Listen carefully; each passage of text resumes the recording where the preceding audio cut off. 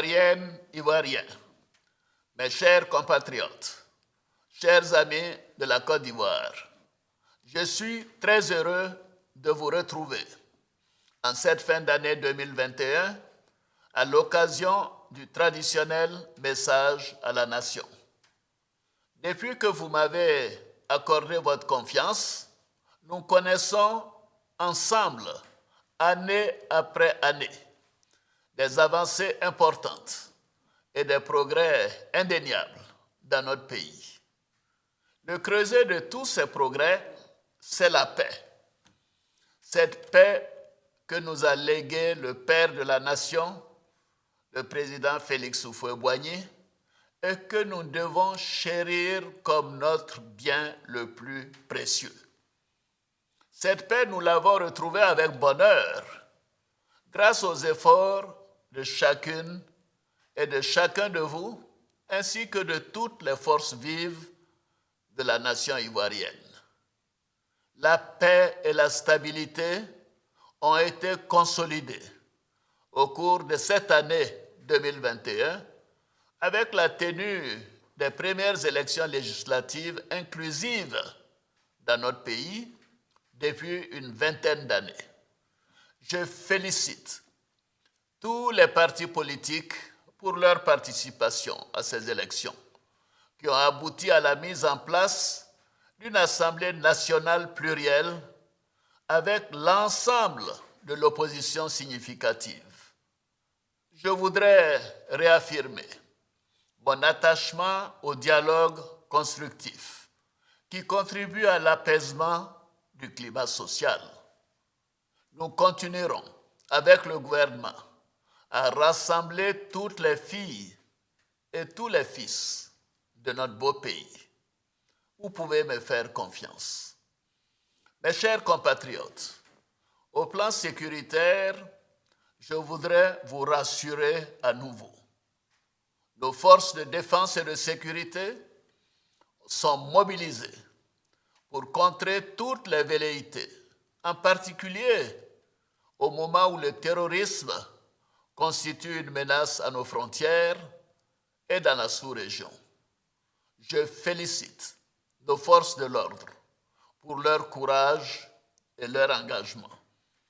Je m'incline devant la mémoire de nos valeureux soldats qui ont malheureusement perdu la vie et je réitère ma compassion à leurs familles et à leurs proches.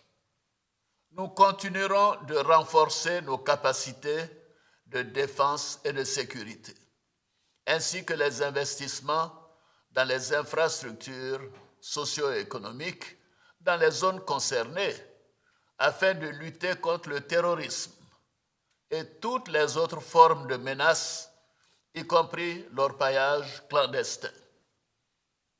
Mes chers compatriotes, l'année 2021 a été aussi la première année de la mise en œuvre de notre projet, une Côte d'Ivoire solidaire. Le projet Une Côte d'Ivoire solidaire vise à consolider nos acquis des 10 dernières années et à accélérer le processus de transformation structurelle de notre économie. En effet, pendant ces années, nous avons mis en œuvre des réformes importantes, tout en procédant à des investissements massifs pour la réhabilitation et l'extension de nos infrastructures économiques et sociales afin d'offrir de meilleures conditions de vie à nos concitoyens. Nous continuerons d'investir dans les infrastructures pour améliorer la fluidité du trafic dans le Grand Abidjan, désenclaver les zones rurales, relier toutes les capitales régionales et rendre accessibles tous les chefs-lieux de département de notre pays par des voies bitumées. Je me réjouis que les projets structurants tels que le 4e pont Yopougon Plateau, le pont de Cocody et l'échangeur de l'Indénié seront achevés en fin d'année 2022. Au cours de l'année 2022, nous poursuivrons l'extension de l'autoroute du Nord jusqu'à Bouaké, la réhabilitation de la côtière Abidjan-San Pedro, ainsi que les travaux pour le lancement de la construction de 8 nouveaux échangeurs à Abidjan. Au niveau du secteur de l'énergie, les difficultés que nous avons connues au premier semestre de 2021 sont derrière nous. Notre objectif est d'électrifier toutes les localités du pays avant la fin 2025. En outre, je voudrais souligner qu'environ 205 000 ménages ont bénéficié cette année du programme Électricité pour tous, portant ainsi le nombre total des bénéficiaires à environ 1 230 000 ménages. Au cours de cette année 2021, nous avons fait une importante découverte de pétrole et de gaz. Ainsi, le gisement Baleine, qui entrera en production dès 2023, permettra d'augmenter notre production de pétrole et de gaz et de fournir une quantité adéquate de gaz au secteur de l'électricité. Cette importante découverte augure de belles perspectives pour notre pays en termes de ressources pour le financement des projets de développement, de formation de nos jeunes, de création d'emplois et d'opportunités pour nos PME.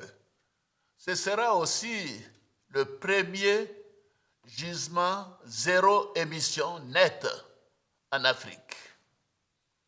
En matière d'eau potable, nous avons permis l'accès à l'eau potable à des millions d'Ivoiriens.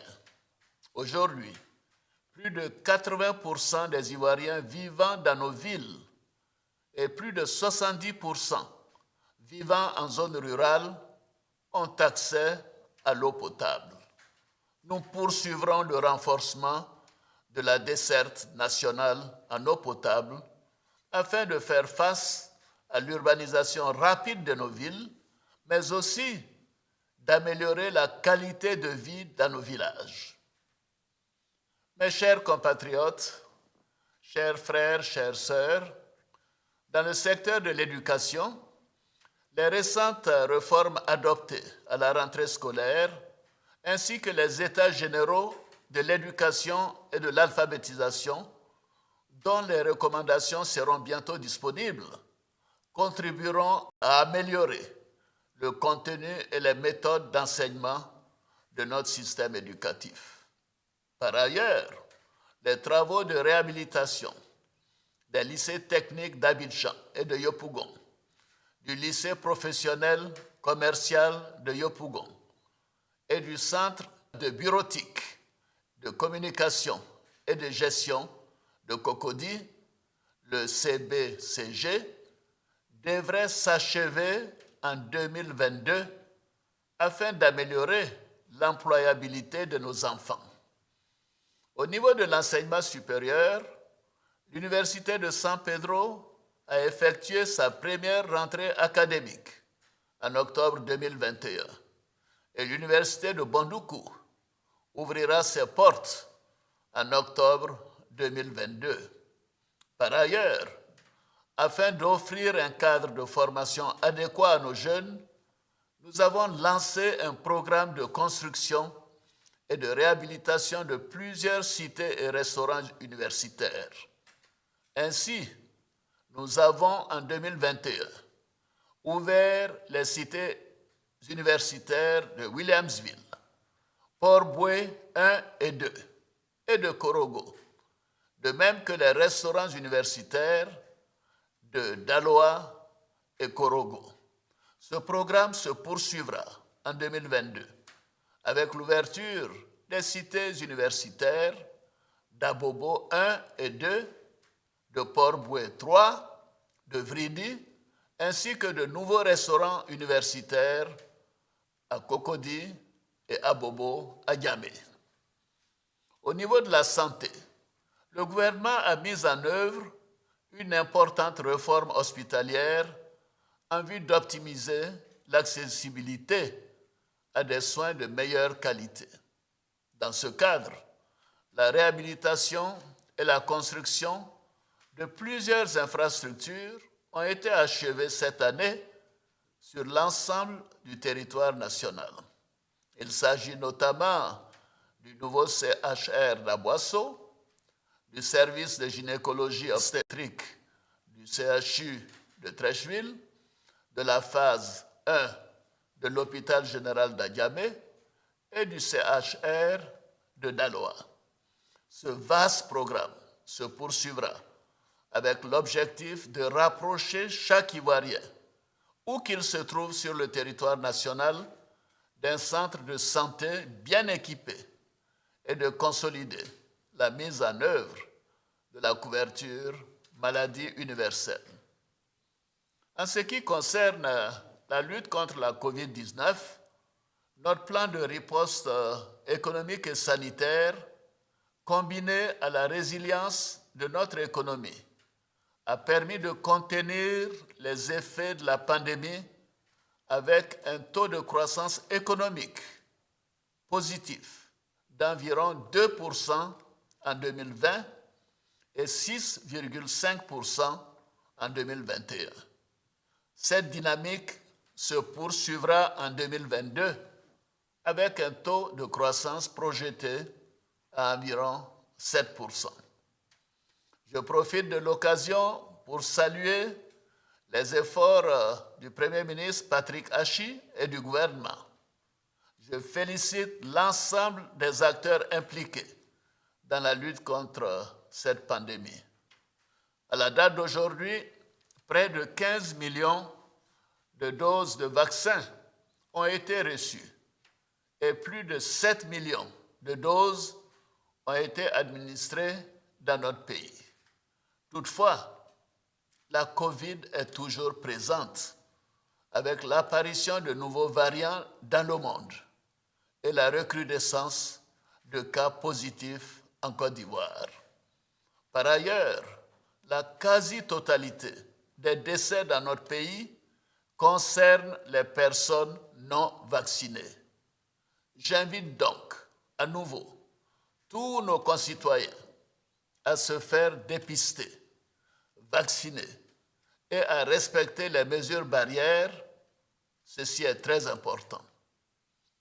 Ivoiriennes, Ivoiriens, mes chers compatriotes, chers frères et sœurs, pour consolider toutes ces avancées, nous avons encore d'importants défis à relever. Ainsi, pour l'année 2022, nous ciblerons nos actions sur 3 priorités. Premièrement, la transformation de notre économie. Nous devons aller encore plus loin et plus vite dans la transformation de notre pays et l'amélioration des conditions de vie de chacun de ses habitants. C'est pourquoi nous allons amplifier la modernisation de notre agriculture pour augmenter ses rendements et les revenus de nos producteurs, réduire le coût de la vie et accélérer l'industrialisation de notre pays par la transformation locale de nos matières premières, ainsi que l'accès des populations à l'éducation, à la santé et à un logement décent, à un coût abordable. Dans ce cadre, j'ai instruit le gouvernement à l'effet de lancer dès le mois de janvier un deuxième programme social du gouvernement en vue d'intensifier et de poursuivre nos actions de réduction de la pauvreté. Le PS-Gouv, le programme social du gouvernement 2022-2024, d'un montant de 3 182 milliards de francs CFA, vise à accélérer le rythme de réduction de la pauvreté et des inégalités sociales, à apporter des solutions durables à la problématique de la fragilité dans les zones frontalières au nord et à améliorer les conditions de vie des populations, notamment les plus défavorisés. Notre seconde priorité pour cette année 2022 est l'emploi des jeunes et des femmes. Un accent particulier sera mis sur l'emploi de nos filles et de nos fils. Pour ce faire, le secteur privé fera l'objet d'une attention particulière et nous devons intensifier son développement pour la promotion et l'émergence de champions nationaux. Nous mettrons en place un programme pour accompagner et promouvoir le financement de nos PME, de nos start-ups et de nos jeunes entrepreneurs. Nous travaillerons avec le secteur privé pour réduire les délais de paiement aux entreprises. Nous poursuivrons, comme nous l'avons fait dans le secteur pétrolier et gazier, la promotion du contenu local afin de faire émerger des champions nationaux dans les domaines clés de notre économie. Nous mettrons aussi en œuvre l'école de la deuxième chance afin de reconvertir certains diplômés sans emploi, d'accompagner les jeunes sans diplôme ou qualification dans des métiers à visée d'insertion rapide, ainsi que dans leurs projets d'insertion professionnelle et sociale. Parallèlement, nous renforcerons le développement des centres de services civiques dans l'ensemble du pays pour toujours mieux transmettre à notre jeunesse les valeurs de civisme, de travail et de leadership. Enfin, nous soutiendrons davantage l'autonomisation de nos sœurs et de nos filles grâce au Fonds d'appui aux femmes de Côte d'Ivoire, le FAFSI, initié et mis en œuvre par la Première Dame. Doté d'un capital de 25 milliards de francs CFA, le FAFSI a déjà permis à près de 300 000 femmes de mener des activités génératrices de revenus et à plus d'1 million de personnes de sortir de la vulnérabilité.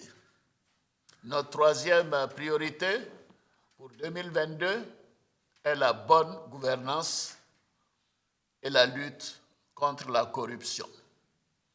Après les importants progrès réalisés dans tous les domaines de la vie socio-économique de notre pays depuis 2011, nous devons promouvoir davantage la culture de la bonne gouvernance et la transparence dans la gestion des affaires publiques pour le bien-être de nos populations. À ce sujet, les actions entamées en 2021 ont produit des résultats probants et nous allons les poursuivre. Nous devons bâtir une conscience nationale imprégnée des valeurs d'intégrité, d'équité et d'un sens élevé de la responsabilité dans la conduite des affaires publiques. C'est dans ce cadre que j'ai décidé d'instaurer à partir de 2022 un prix portant sur la bonne gouvernance et la lutte contre la corruption. Ce prix favorisera l'éclosion de cette conscience nationale qui prône le respect des deniers publics, la recherche de l'excellence et qui place l'intérêt de la nation au-dessus de tout. Cela doit se traduire par un véritable changement de mentalité et de comportement. Mes chers compatriotes, en cette fin d'année 2021, j'ai procédé à la signature d'un décret de remise gracieuse de peine au bénéfice de près de 2500 détenus qui recouvreront la liberté. Bien évidemment, cette mesure ne concerne pas les personnes condamnées pour crimes de sang. Mes chers compatriotes, chers frères, chères sœurs, je crois en la capacité de chaque Ivoirienne et de chaque Ivoirien à se réapproprier les valeurs de notre République, que sont l'union, la discipline et le travail. Je crois à notre optimisme. Cet optimisme qui nous aide à persévérer malgré les difficultés et à nous projeter dans des lendemains meilleurs. Je crois à notre volonté de nous unir et de préserver les acquis considérables d'une décennie de paix, de sécurité et de concorde. Cette union sera notre plus grande réussite pour la stabilité et le développement de notre beau pays, ainsi que pour le rayonnement de la Côte d'Ivoire en Afrique et dans le monde. C'est sur cette note d'espoir que je souhaite à toutes et à tous une très bonne et heureuse année 2022. Vive la République, vive la Côte d'Ivoire, que Dieu bénisse notre chère Côte d'Ivoire. Je vous remercie.